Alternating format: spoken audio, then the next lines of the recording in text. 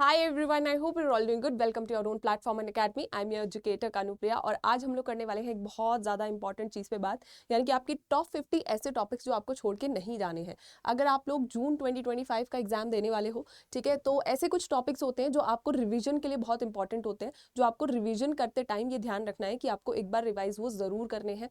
ठीक है, वैसे तो मैं आप लोगों को यही बोलूँगी कि सिलेबस आप लोग पूरा गो थ्रू करें एंड वो सारा सिलेबस आप लोगों को कंप्लीट करना चाहिए। बट कभी कभी क्या होता है कि जब हम रिवाइज कर रहे होते हैं लास्ट टाइम पे, तो सारा हम नहीं रिवाइज कर पाते। तो कौन से ऐसे टॉपिक्स जो आपको बिल्कुल भी नहीं छोड़ के जाने हैं, जो आपके बार बार रिपीटेडली आपके एग्जाम में देखे जा रहे हैं, उन टॉपिक्स पे आज हम बात करेंगे। ठीक है, एक एक यूनिट का हम लोगों ने अच्छे से सेग्रीगेट किया हुआ है, तो बढ़िया से एकदम मस्त अच्छे से एक एक यूनिट के बारे में यहाँ पर हम लोग बात करेंगे। ठीक है, इसके अलावा जो मैं यहाँ पर बताऊंगी वीडियो में, इसके अलावा भी अगर आपका कोई डाउट होता है तो कमेंट आपके लिए हमेशा खुला हुआ है, तो कमेंट बॉक्स में आप लोग पूछ लीजिएगा। ठीक है, चलिए स्टार्ट करते हैं। सबसे पहले हम लोग यूनिट 1 को लेके चलते हैं। तो यूनिट 1 आप लोगों को पता है कि हमारी यूनिट 1 कौन सी है, आपकी टीचिंग एप्टीट्यूड। ठीक है, तो टीचिंग एप्टीट्यूड में जो तरीका है क्वेश्चन पूछने का, और तरीके के अलावा मैं कहूँगी कि जो डिफरेंट डिफरेंट कॉन्सेप्ट्स, नए कॉन्सेप्ट्स जो देखने के लिए आपको मिल रहे हैं, वो है आपका एलएमएस और सॉफ्टवेयर। मतलब बहुत ज़्यादा आप लोगों को क्वेश्चंस 2025 के अगर आप क्वेश्चंस देखो पेपर 1 के, ठीक है, 2025 के अगर आप क्वेश्चंस देखो, जो जनवरी में हमारा पेपर हुआ है उसमें जो क्वेश्चंस पूछे गए हैं, मोस्ट ऑफ द आपको शिफ्ट्स में दिखेगा कि सॉफ्टवेयर पे या एलएमएस पे एक क्वेश्चन जरूर है, कहीं कहीं तो 2 क्वेश्चंस है। तो आप लोग ये समझ सकते हो कि ये टॉपिक इतना इंपॉर्टेंट है। तो आई वुड से कि आपको एलएमएस एंड सॉफ्टवेयर जरूर से करना है। अब ये मैंने कराया हुआ है ऑलरेडी, ठीक है, अनअकैडमी का जो आपका चैनल है, जो मेन चैनल है आपका, वहां पर भी कराया हुआ है, और यहाँ पर यूजीसी नेट चैंपियंस पे भी मैंने आपको ये सॉफ्टवेयर कराया हुआ है। कहाँ कराया हुआ है, अब आप पूछोगे मैम कहाँ कराया हुआ है? 2025 के जो पीवाईक्यूज मैंने डिस्कस किए थे आपके साथ में टीचिंग एप्टीट्यूड के, ठीक है, उसमें मैंने 2025 के पीवाईक्यूज के थ्रू बहुत सारे सॉफ्टवेयर आपके कवर किए हैं। एलएमएस भी आपका उसी में मैंने कवर किया है। ठीक है, वहां से आप जाके देख सकते हो। अब अगर हम बात करें लेवल्स ऑफ टीचिंग, तो लेवल्स ऑफ टीचिंग देखो, आपके 3 लेवल्स यूजुअली हमको पढ़ने होते हैं एंड बहुत इंपॉर्टेंट है। इनके साथ जो नाम एसोसिएटेड होते हैं वो भी आपको ध्यान में रखने होते हैं। लेवल्स ऑफ टीचिंग एक ऐसा आपका टॉपिक है जो काफी पुराना टॉपिक है, ठीक है, सिलेबस में भी मेंशन्ड है, लेकिन उसपे से क्वेश्चन अभी तक भी आपके आ जाते हैं, तो दैट इज इंपॉर्टेंट। फिर स्वयं और स्वयं प्रभा, 2024 में आपने देखा कितने सारे क्वेश्चन आए थे, 25 में उतना ज्यादा देखने के लिए नहीं मिला, लेकिन आपका इंपॉर्टेंट टॉपिक है। ठीक है, कभी भी वो वापस से आपसे पूछ लेंगे या फिर वो मूव पे क्वेश्चन पूछ लेंगे।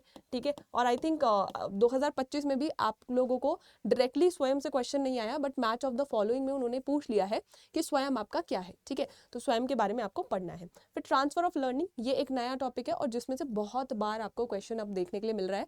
2025 में भी बहुत सारे क्वेश्चंस इस पे मिले हैं। अब ये क्या होता है, ट्रांसफर ऑफ लर्निंग में आपको different different types of learning पढ़ना होता है। पॉजिटिव लर्निंग ट्रांसफर क्या होता है, नेगेटिव ट्रांसफर क्या होता है, ठीक है, हाई रोड क्या होता है, लो रोड क्या होता है, near far transfer of learning क्या है, ये सारी चीजें आपको ट्रांसफर ऑफ लर्निंग में पढ़नी होती है।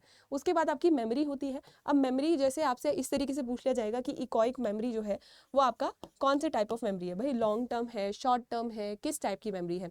इसको मैंने आपको पढ़ाने के लिए, जब पिछली बार मैंने टीचिंग एप्टीट्यूड की एक लंबी वाली मैराथन ली थी, उसमें मैंने आपको एक प्रॉपर चार्ट दिखाया था मेमोरी का कि किस तरीके से आपको ये याद रखना है।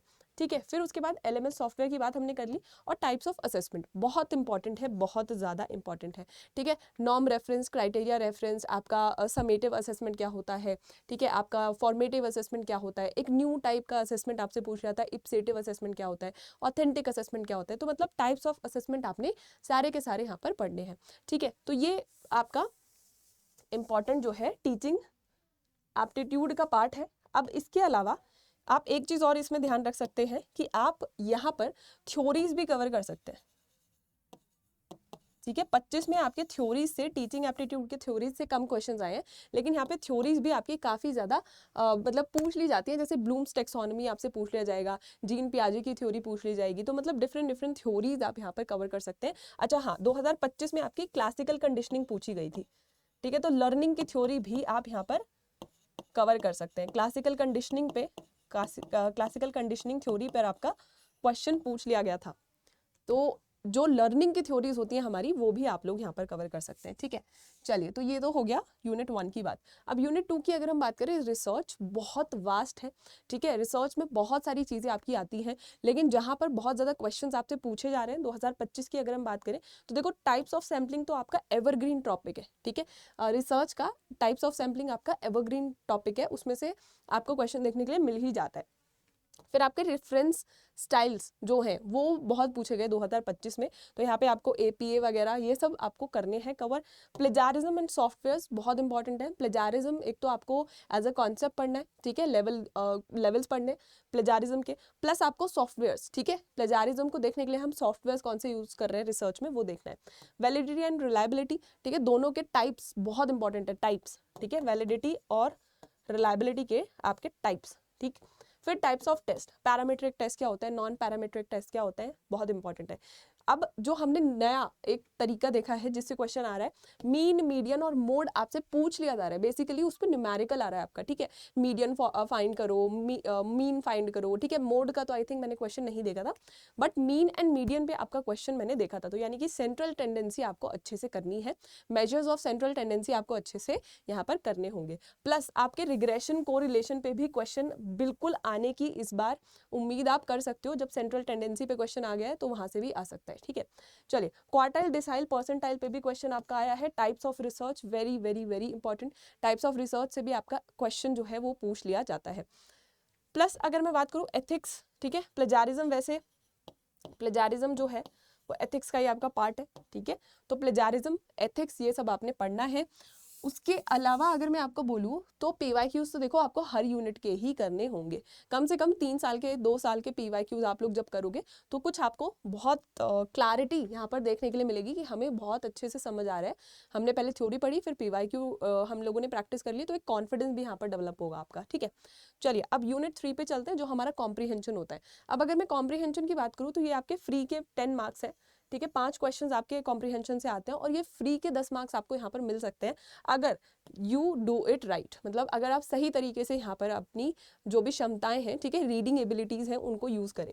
तो देखो अगर आप लोगों को कॉम्प्रीहेंशन में दिक्कत होती है, ठीक है, तो आपको क्या करना है, 5 से 10 कॉम्प्रीहेंशन सॉल्व करते रहना है, हर हफ्ते कर लो, ठीक है, या एक दिन में बैठ के 3-4 कॉम्प्रीहेंशन सॉल्व कर लो, कोई दिक्कत वाली बात नहीं है, लेकिन ये आपको प्रैक्टिस में रखना है। अगर आपका ये वीक है, अगर स्ट्रॉन्ग है तो PYQs कुछ आपके मतलब 1-2 साल के PYQs कर लो, कोई दिक्कत वाली बात नहीं है, प्रैक्टिस कर लो एक बार, लेकिन ओवर कॉन्फिडेंस में मत जाना, ठीक है, 1-2 बार आप करके देख लो कॉम्प्रीहेंशन कैसे होते हैं, मुझसे सॉल्व हो रहे हैं नहीं हो रहे हैं, क्योंकि ये आपके 10 मार्क्स बिल्कुल फ्री के 10 मार्क्स है, एकदम आराम से आपको ये 10 मार्क्स मिल सकते हैं, ठीक है।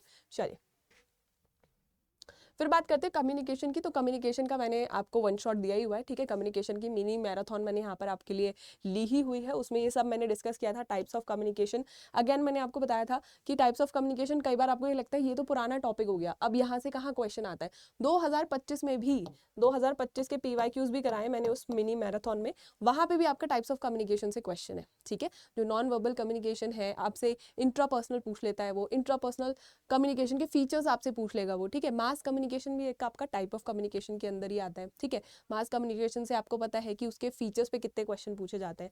देन उसके बाद आपके मीडिया थिंकर्स, बहुत नया है ये कॉन्सेप्ट और मीडिया थिंकर्स के बारे में बहुत ज़्यादा पूछा जा रहा है। अब देखो क्या होता है कि आप सारे थिंकर्स तो नहीं यहाँ पर बैठोगे करने के लिए, what you can do is smart work करो, जो भी क्वेश्चंस आपके पहले आ चुके हैं पेपर्स में जहाँ पर मीडिया थिंकर्स की बात हुई है, जितने भी मीडिया थिंकर्स की बात हुई है, फॉर एग्जाम्पल मैक्लुहान की बहुत ज़्यादा, मैक्लुहान की क्वेश्चंस काफ़ी ज़्यादा हैं, तो आपको पता है कि मैक्लुहान पे हमको पढ़ के जाना है, ठीक है। टाइप्स ऑफ कम्युनिकेशन हो गया, models of communication, models of communication मैंने आपको उसमें अच्छे से कराए हैं जो हमने मिनी मैराथन करी है, तो आप वहाँ से जाके देख सकते हो, ठीक है। आपको पता होना चाहिए कि भाई यहाँ पे लीनियर मॉडल्स हैं, यहाँ पे ट्रांजेक्शनल मॉडल्स आपके हैं, यहाँ पर आपके इंट्रैक्शनल मॉडल्स हैं, वो सारे आपको मॉडल्स करने हैं। सिंक्रोनस असिंक्रोनस, मतलब बेसिकली यहाँ पर मैंने सिंक्रोनस असिंक्रोनस लिख दिया है, बट आपको ये भी पता होना चाहिए कि भाई नए जितने भी टर्म्स हैं, जैसे कि आपका डिफरेंट टाइप्स ऑफ कम्युनिकेशन, ठीक है, जैसे सिंक्रोनस असिंक्रोनस है, हॉट मीडिया कोल्ड मीडिया है, ठीक है, हॉट मीडिया कोल्ड मीडिया, मतलब डिफरेंट जो थिंकर्स ने अलग अलग तरीके से डिवाइड किया हुआ है कम्युनिकेशन को, वो आपको पढ़ के जाना है। फिर लास्ट में आपके फेमस टर्म्स, फॉर एग्जांपल आपका अभी पेपराजी पर यहाँ पर क्वेश्चन आ गया था, ठीक है, तो इफ़ यू फॉलो थोड़ा सा सोशल मीडिया तो आपको पता होगा पेपराजी क्या होता है, वहाँ पे बस यही पूछा ही था, मीनिंग ही पूछा था, ठीक है। इसी तरीके से आपका फोमो का मीनिंग पूछ लिया था, फोमो का मीनिंग आपका क्या होता है एंड फोमो एक्चुअली में आपका है क्या, ये पूछ लिया था, ठीक है। तो ये इस तरीके के क्वेश्चन आपके कम्युनिकेशन में देखने के लिए मिल रहे हैं, इंपॉर्टेंट है। नए कौन से टॉपिक्स आपको देखने के लिए मिल रहे हैं, मॉडल्स आपके काफ़ी पूछे जा रहे हैं और थिंकर्स आपके काफ़ी पूछे जा रहे हैं, ठीक है, बाकी तो आई थिंक पहले से ही पूछा जा रहा है, ठीक है। चलो यूनिट 4 तक हम पहुंच गए। यूनिट 5 की अब बात करते हैं। मैथमेटिकल रीजनिंग की अगर हम बात करें तो देखो मैथ्स जो है वो आपका काफ़ी ज़्यादा उसका जो कंट्रीब्यूशन है ना पेपर के अंदर वो बढ़ता जा रहा है। तो अगर आप मैथ से डरते हो तो आई वुड से प्लीज़ उस डर को छोड़ो और यहाँ पर कूदो इस यूनिट में, बिकॉज ये आपकी काफ़ी स्कोरिंग होती है। एक बार आपको करना आ गया ना उसके बाद आप बहुत अच्छा स्कोर कर सकते हो इसमें। देखो सीरीज़ आपको करनी ही करनी है। जो बच्चे मैथ्स में कमज़ोर हैं उनके लिए मैं बता रही हूँ कि सीरीज़ एटलीस्ट आप करके जाओ, ठीक है। कोडिंग डिकोडिंग आप करके जाओ। सक्सेसिव डिस्काउंट पे कई बार क्वेश्चन आ जाता है, उसका एक छोटा सा फॉर्मूला है जो आपको ध्यान में रखना है, ठीक है। उसके अलावा simple interest, compound interest easy है, आप कर सकते हो। परसेंटेज एवरेज और रेशो, ठीक है, डिस्काउंट नहीं, यहाँ पे रेशो है। परसेंटेज एवरेज और रेशो ये आपको डीआई में भी हेल्प करेगा। तो ये इसके कॉन्सेप्ट और इसके जो बेसिकली क्या कह सकते हैं कि इसका जो क्या बोल सकते हैं, मतलब बेसिकली इसका जो बेसिक्स है, कॉन्सेप्ट्स है, बेसिक्स जो है इस पर्टिकुलर तीनों टॉपिक्स के वो आपको करने हैं, वो डीआई में भी आपकी हेल्प करेंगे, ठीक है। और यहाँ पे भी क्वेश्चन आ जाता है आपका परसेंटेज एवरेज और आपका रेशो से, ठीक है। एज रिलेटेड एक क्वेश्चंस बहुत आ रहे हैं तो वो आप ज़रूर से प्रैक्टिस करके जाओ। उसमें कुछ नहीं होता है, उसमें बस आपको थोड़ा सा इमेजिनेशन आपकी अच्छी होनी चाहिए कि हाँ इसकी ये एज है, इसकी वो एज है, ठीक है, इस तरीके से। चलिए फिर उसके बाद टाइम एंड वर्क, अगर आप थोड़ा सा पुश कर सकते हो खुद को, time and work, pipe and system, ये कुछ सेम तरीके के ही क्वेश्चंस होते हैं, और स्पीड एंड डिस्टेंस ये आप यहाँ पर कर सकते हैं, ठीक है। इसके अलावा अगर मैं बताऊं तो इसके अलावा भी बहुत सारे टॉपिक्स होते हैं जो आपके आते हैं, जैसे मिक्सचर एंड एलिगेशन, ठीक है। बट आई वुड से कि स्टिक टू दिस, इतना कर लो, ठीक है, बहुत है। इसके अलावा जो अगर आप करना चाहो तो आप लोग प्रॉफिट एंड लॉस भी कर सकते हो, प्रॉफिट एंड लॉस है ना। डिस्काउंट भी प्रॉपर तरीके से आप पढ़ सकते हो, सक्सेसिव डिस्काउंट उसका एक पार्ट है। तो मतलब डिफरेंट डिफरेंट आपके तरीके हैं जिनसे आप चीज़ों को अप्रोच कर सकते हो, या तो आप इंपॉर्टेंट चीज़ें कर लो, बट मेक श्योर कि उसके साथ में आप PYQ ज़रूर से प्रैक्टिस करो, ठीक है ना। तो मुझे लगता है कि यहाँ से आप सीरीज का क्वेश्चन बहुत आराम से टैकल कर सकते हो, कोडिंग डिकोडिंग बहुत आराम से टैकल कर सकते हो, सक्सेसिव डिस्काउंट और सिंपल इंटरेस्ट और कंपाउंड इंटरेस्ट ये भी आप बहुत आराम से यहाँ पर कर सकते हो, ठीक है, बहुत अच्छे से टैकल कर सकते हो आराम से। परसेंटेज एवरेज और डिस्काउंट भी कर सकते हो। दिक्कत लोगों को कहाँ पे आती है, यूजुअली यहाँ पर। बट ये भी अपस्ट्रीम डाउन स्ट्रीम के क्वेश्चन जो आते हैं आपके, अपस्ट्रीम के क्वेश्चन आते हैं, डाउन स्ट्रीम के क्वेश्चन आते हैं, इनका भी फॉर्मूला ही होता है, थोड़ी सी प्रैक्टिस करनी होती है, आपको समझ में आने लगेगा। बट अगर आपको डर लगता है तो अगेन एटलीस्ट इतना तो जो मैंने बताया वो आपको कवर करना ही करना है, ठीक है। चलिए अब आगे जाएं, बाकी के 5 यूनिट्स हम यहाँ पर डिस्कस करें उससे पहले आप लोगों को पता है कि बहुत अच्छा एक ऑफर आपके पास में है, ठीक है। इफ़ यू वांट कि आप लोगों को थोड़ा सा कंफ्यूजन है, चीज़ें नहीं हो रही हैं आपसे खुद से, आपको एक डायरेक्शन चाहिए, तो we are here for you, ठीक है। टीचर्स हैं आपके, पेपर 2 पेपर 1 दोनों के टीचर्स आपके ऐप पर हैं, किसी को भी आप एक्सेस कर सकते हो। सिर्फ अगर आप ये 3 मंथ्स का कोर्स ले लेते हो 2999 में, या फिर आप 6 मंथ्स का भी लेना चाहते हो तो यहाँ पे आपको काफ़ी अच्छा ऑफ मिल रहा है। 4399 में सिर्फ आपका पूरा कोर्स आपको एनरोल आप हो जाओगे उसमें 6 मंथ्स के लिए, प्लस आपको 3 मंथ्स का एक्सटेंशन यहाँ पे मिल रहा है। तो मतलब 9 मंथ्स के लिए सोचो, जस्ट आपका 4399 में आपको पूरा का पूरा कोर्स मिल रहा है। दैट इज़ ह्यूज, ठीक है। आपको मतलब बेसिकली अगर आप देखो तो 9 मंथ्स है, तो अगर आप 500 भी देखते हो तो आपका 4500 होता है, मतलब पर मंथ बस आप 500 रुपये दे रहे हो, तो that is not something very big.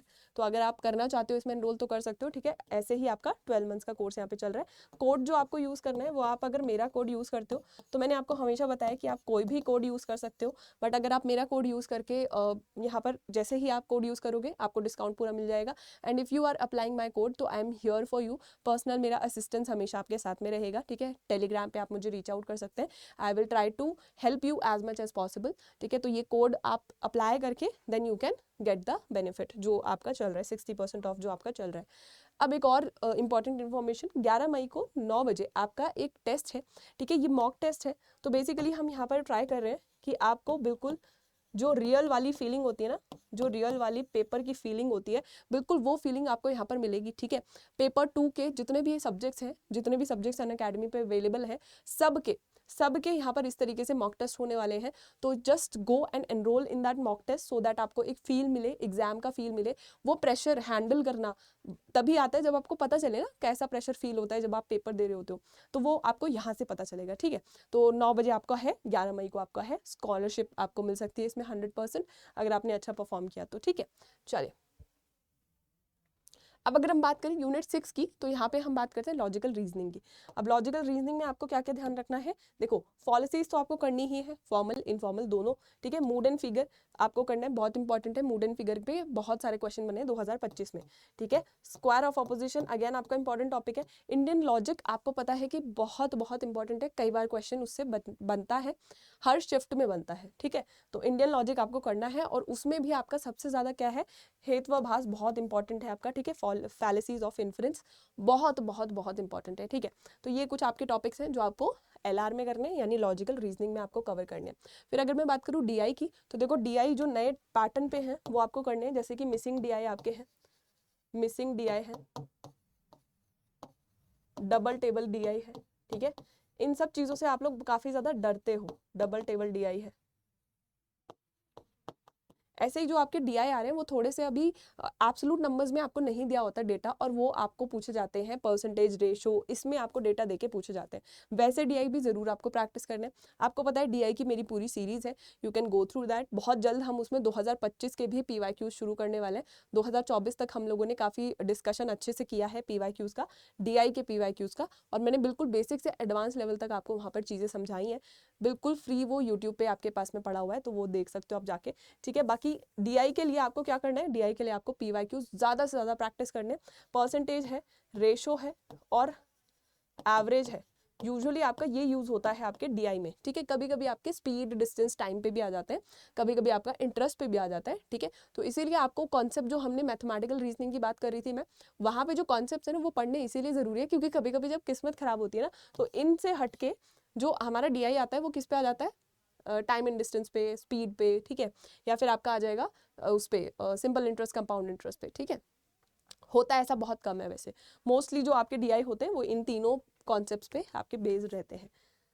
फिर अगर हम देखें यूनिट 8 जो कि हमारी आईसीटी है, ICT is very very scoring unit, ठीक है। मैं तो ये कहती हूँ कि अगर आपने अच्छे से आईसीटी को पढ़ लिया है, ऐसा हो ही नहीं सकता कि एक भी क्वेश्चन उसका गलत हो जाए, क्योंकि बहुत ही मतलब एक पैटर्न पे इसके क्वेश्चंस आपके देखने के लिए मिलते हैं। अगर आप देखोगे पीवाईक्यूज, अगर आप एनालाइज करोगे, आईसीटी में बहुत अच्छा आप स्कोर कर सकते हो, ठीक है। इवन इफ आप आईसीटी के बैकग्राउंड से नहीं भी हो, कंप्यूटर्स आपका वीक भी है तो भी, क्योंकि देखो यहाँ पे आपको बेसिक पढ़ने होते हैं, कुछ बेसिक आपको नहीं छोड़ने होते, जैसे ROM, RAM, BIOS, generations of computer जो होते हैं, उसमें फिर आपके अलग अलग जनरेशन में अलग अलग कौन सी आपकी लैंग्वेजेस यूज हुई, ठीक है, कौन सा किस तरीके की आपकी टेक्नोलॉजी यूज हुई, वैक्यूम ट्यूब्स कहाँ पे यूज हुई, आईसीज कहाँ पे यूज हुए, ये सारी चीज़ें आपको यहाँ पर पढ़नी होती हैं। तो ये बेसिक में ही आता है, ठीक है। और ये बेसिक आपको कहीं पर भी मिल जाएगा, बहुत आराम से आप इसको पढ़ सकते हैं। अगर आप कोर्स में एनरोल्ड है तब तो कोई दिक्कत ही नहीं है, लेकिन आप नेट पर भी इसको ढूंढ सकते हैं बहुत आराम से। फिर आपकी बात आती है टाइप्स ऑफ मॉलवेज, बहुत इंपॉर्टेंट टॉपिक, काफ़ी बार क्वेश्चन आ रहे हैं इससे रिलेटेड, ठीक है।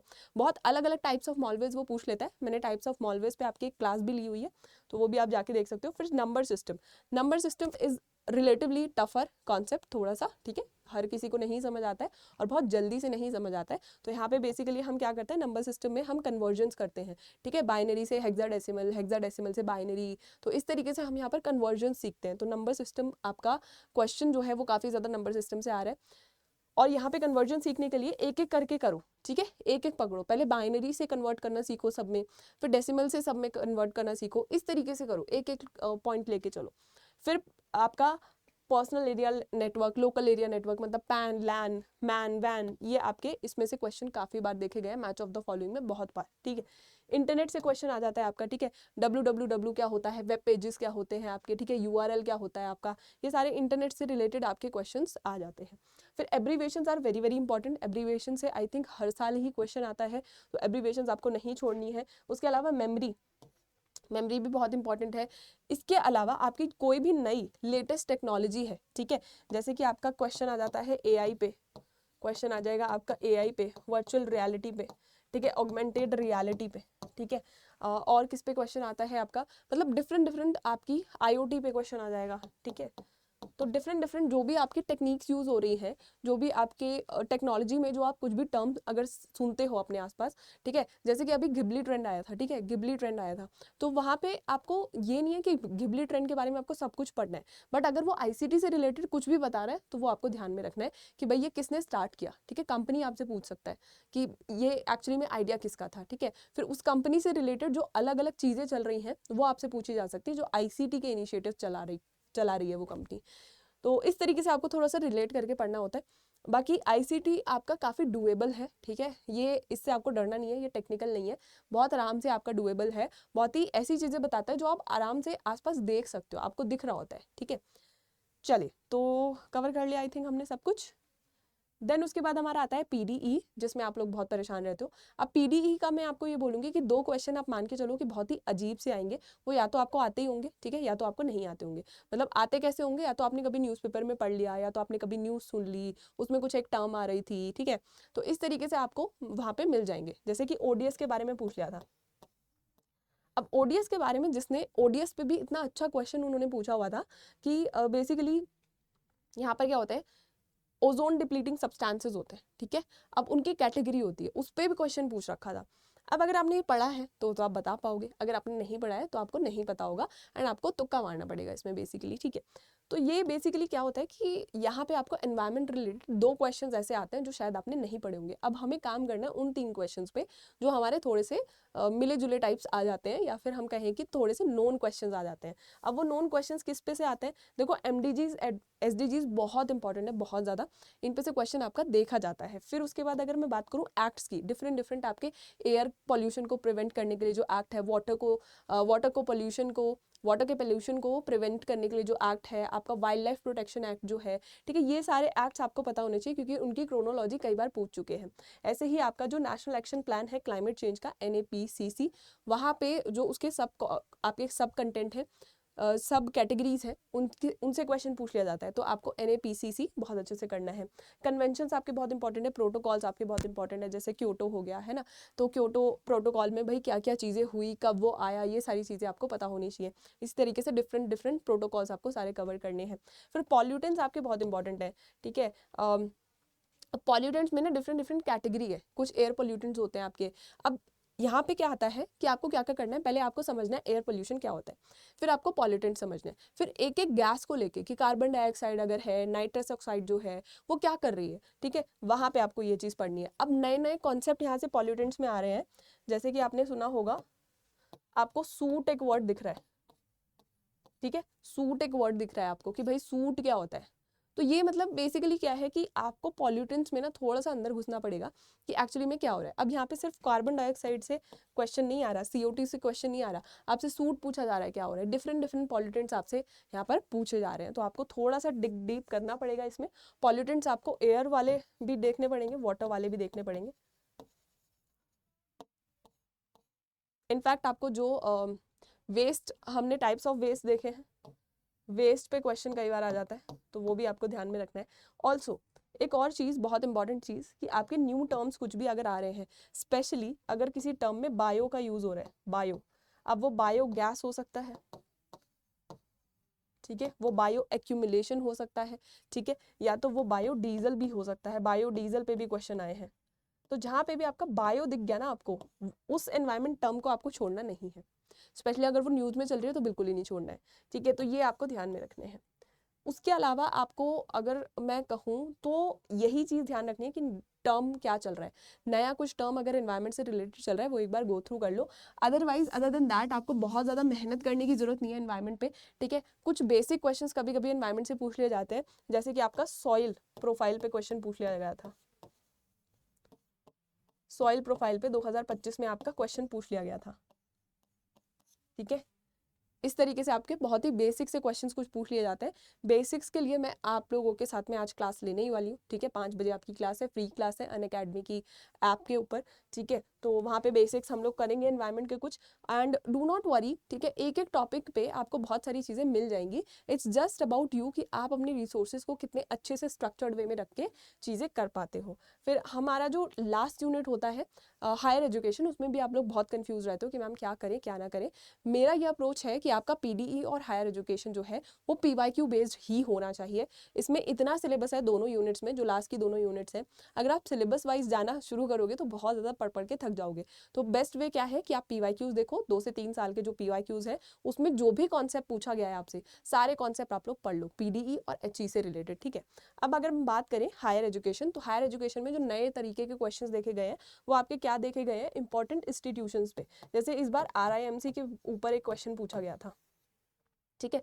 और RIMC पर्टिकुलरली स्कूल से रिलेटेड है, ठीक है, इसीलिए वो आउट वन आउट था, इसीलिए वो आंसर था, बट एक्चुअली में क्वेश्चन RIMC पे था ही नहीं, क्वेश्चन आपका हायर एजुकेशन के जो इंस्टीट्यूट्स होते हैं उन पे क्वेश्चन था। तो एक बार आपको हायर एजुकेशन के जितने भी इंस्टीट्यूट हैं हमारे इंडिया में वो एक बार देख लेने हैं, ठीक है। आपको पता होना चाहिए IITs हमारे कितने हैं, NITs कितने हैं, फिर उसके बाद हमारे जो डिफरेंट सेक्टर में, जैसे अगर मान लीजिए सिविल इंजीनियरिंग में कोई पर्टिकुलर कोई ऐसा इंस्टीट्यूट है जो बहुत ज़्यादा फेमस है, तो उसके बारे में आप लोगों ने पढ़ लेना है, ठीक है। इसी तरीके से यूनिवर्सिटी की क्रोनोलॉजी बहुत ज़्यादा पूछी जा रही है, यूनिवर्सिटी ऑफ कलकत्ता कब हुई, यूनिवर्सिटी ऑफ रंगून कब आई, ठीक है, ये सब आपको पता होना चाहिए। क्रोनोलॉजी पे मैंने एक सेशन ऑलरेडी ले रखा है, ठीक है। UGC के बारे में आपको पढ़ना है, UGC की बॉडी के बारे में आपको पूरा का पूरा पढ़ना है, थोड़ा सा ध्यान रखना है कि उसके कुछ लेटेस्ट अगर कुछ अमेंडमेंट्स आए हैं, कुछ अगर पर्टिकुलर कुछ ऐसी बहुत बड़ी न्यूज़ आई है जो आपको ध्यान में होनी चाहिए, वो आपको ये ध्यान में रखना है, ठीक है। और UGC एज अ बॉडी क्या है, क्या करती है, वो सारी चीज़ें आपको ध्यान में रखनी है। इंपॉर्टेंट इंस्टीट्यूशंस के बारे में हमने बात करी, एंशिएंट थिंकर्स एंड यूनिवर्सिटी। अब एंशिएंट थिंकर्स, एंशिएंट यूनिवर्सिटीज़ हैं जो बहुत पुरानी है, जैसे तक्षशिला, नालंदा। फिर आपकी प्री इंडिपेंडेंस वाली है, ठीक है, जैसे आपकी यूनिवर्सिटी ऑफ कलकत्ता है या यूनिवर्सिटी ऑफ आपकी मद्रास है, ठीक है। तो ये भी आपको पढ़नी है और ये भी आपको पढ़नी है। एंशिएंट यूनिवर्सिटी से भी क्वेश्चन आपको देखने के लिए मिलता है, ठीक है। तक्षशिला से आपसे ये पूछ लिया जाएगा कि कौन से थिंकर वहाँ पर पढ़ते थे, ठीक है। तो ऐसे ऐसे क्वेश्चंस आपके बन रहे हैं, और इन दोनों पे ही मैंने आपका एक एक सेशन लिया हुआ है, एंशिएंट थिंकर्स पे भी, एंशिएंट यूनिवर्सिटी पे भी। जितने भी सेशंस की मैं यहाँ बात कर रही हूँ, आपको लिंक्स जो है वो मिल जाएगा डिस्क्रिप्शन में, आप लोग देख लीजिएगा। प्री इंडिपेंडेंस और पोस्ट इंडिपेंडेंस जो कमीशन आए हैं एजुकेशन से रिलेटेड, वो आपको बहुत इंपॉर्टेंट है, वो आपको पढ़ने हैं। अब क्या होता है, पहले सिर्फ कमीशन के बारे में थोड़ा बहुत पूछा जाता था, डायरेक्ट क्वेश्चन आता था। अब स्टेटमेंट बेस्ड क्वेश्चन आता है, कमीशन का नाम दे दिया जाता है, एंड बेसिकली आपको बताना होता है कि उसके फीचर्स क्या हैं, ठीक है। तो आपको कमीशन को थोड़ा सा ब्रॉड तरीके में पढ़ना होगा। अब दूसरी चीज़, आपके match of the following type के क्वेश्चन आ जाते हैं कमीशंस पे, कि आप बताओ कि किस कमीशन में क्या हुआ, ठीक है, तो आपको मैच करना होता है। तो this is what it is all about, ठीक है। 50 के अराउंड या 50 से कम ही हम लोगों ने किए होंगे टॉपिक्स यहाँ पर डिस्कस। तो ये जो टॉपिक्स हैं ये आपको बिल्कुल भी नहीं छोड़ने हैं, you have to make sure कि एटलीस्ट आप इतना तो करके जाओ हर एक यूनिट से, ठीक है। इसके अलावा आई वुड से कि आपके पास में अभी टाइम है, एम्पल टाइम है, you just have to go through the syllabus में ट्राई करो, हर एक की पॉइंट को पकड़ के आप अच्छे से पढ़ाई करो, ठीक है। दूसरी चीज़ जो मैं आप लोगों को ये बोलना चाहूँगी कि कीप रिवाइजिंग, जितना आप पढ़ रहे हो उसको रिवाइज करके जाओ। मेक श्योर कि अगर आप सारा नहीं पढ़ रहे हो, अगर आप मान लीजिए कि 80% सिलेबस को कवर कर रहे हो, ठीक है, और अगर आप उसे बार बार रिवाइज कर रहे हो, और फॉर एग्जांपल आप 70% वहाँ पर रिप्रोड्यूस कर पाए एग्जाम में, तो डज नॉट मैटर कोई 100% पढ़ के जा रहा है, रिवाइज नहीं कर रहा और सिर्फ 50% कर पाया, तो उससे तो आप बेटर ही हो ना। तो एनी डे आपका रिवीजन जो होता है वो बहुत ज़्यादा मैटर करता है। कई बार आपका पढ़ा हो सकता है थोड़ा कम हो, लेकिन क्योंकि आपने उस पर जितना पढ़ा उस पर बहुत मेहनत करी थी, आपका एग्जाम निकल जाता है, ठीक है। चलिए, इसी के साथ में पॉजिटिव सी एनर्जी लेके हम लोग सेशन को खत्म करते हैं। आई होप आप लोगों को यहाँ से हेल्प मिली होगी, एंड अगर आपको कोई भी डाउट रहता है तो आप कॉमेंट करके पूछ सकते हैं।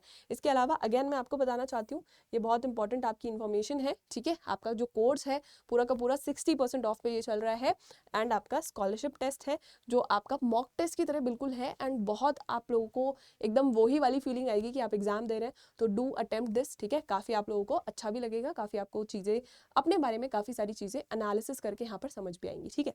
चलिए, thank you so much, keep learning, keep growing, bye bye.